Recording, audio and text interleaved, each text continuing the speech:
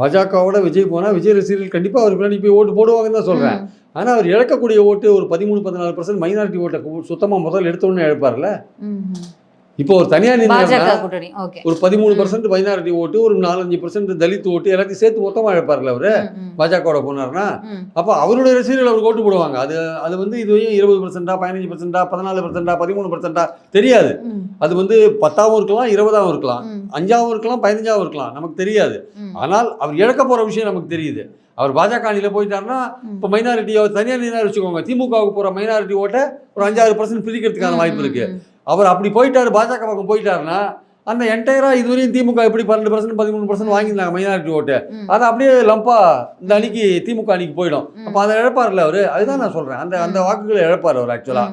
அப்போது தாவேக்கால இருக்கிற பல பேரே கூட, அவரோட ரசிகர்களே கூட பாஜக கூட்டணி விரும்பாதவங்க கூட நிறைய பேர் இருக்கலாம், சொல்ல முடியாது. அந்த மாதிரி ஆட்கள்லாம் போடாத இருக்கலாம், சொல்ல முடியாது. திமுக எதிர்ப்பு அப்படிங்கிற ஒற்றை புள்ளியில நாங்க எல்லாரும் ஒன்றும் சேர்ந்திருக்கோம். அதாவது உங்களுக்கு தெரியாத ஒன்றும் இல்லை, அரசியல் களத்தில் வரும்போது தேர்தல் நேரத்தில் என்ன மாதிரியான வார்த்தை ஜாலத்தை எல்லாம் பயன்படுத்தி மக்களை வந்து கவரக்கூடிய தலைவர்கள் தான் எல்லாருமே. விஜய் அவர்களுக்கு அரசியல் தெரியாதுன்னு எல்லாரும் சொல்றாங்க. ஆனா அரசியல் தெரியாத மாதிரி தெரியல.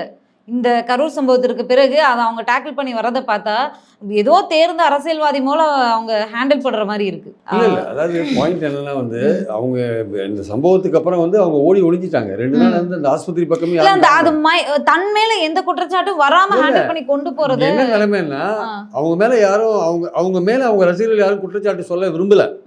ஏன்னா எல்லாருமே தானாகவே வாலண்டியராக விஜயை பார்க்க வந்தாங்க. இந்த மாதிரி ஒரு விபத்தில் மாட்டின்ட்டாங்க. நான் சதின்றதெல்லாம் அந்த ஹாஸ்பிட்டலுக்கே போகல. அது தாவேக்கா சொல்கிற ஒரு விஷயமா இருக்குது. இல்லை அதை மீறி பார்த்தீங்கன்னா எடப்பாடி அவருடைய அரசியலுக்காக சொல்கிற விஷயமா இருக்குது.